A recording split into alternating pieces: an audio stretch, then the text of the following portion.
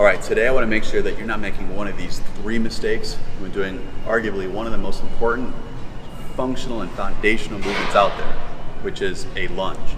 Now, I'm not going to add any dumbbells or barbell or anything fancy. I just want to make sure that people are doing body weight lunges correctly. It's something I constantly find myself fixing. Okay. So the first mistake, when you go into your lunge, make sure that you're not arching or too vertical. Believe it or not, the trunk position that I like to encourage would be here, where I like my butt up and back.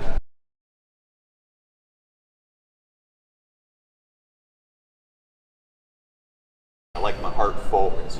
What does that do?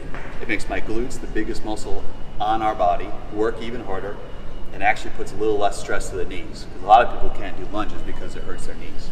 So there's really 2 things I want you guys to think about for the second rule, and it's going to apply to the knee.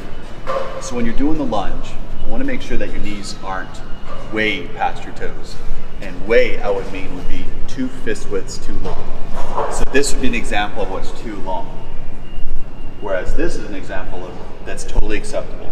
The knees can go over the toes or just past. That shocks a lot of people. But the reality is your knee is totally safe and totally fine within those circumstances.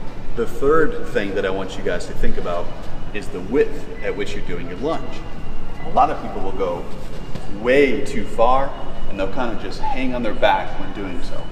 So I'm going to actually encourage that you shorten your stride up, then you come down into your lunge. So by the way, your knees can go over your toes or even a little bit past, but I don't like 2 fist widths past. So that would be something like this. So as long as it's over or just a little bit past, I think that's fine. But we don't want it to be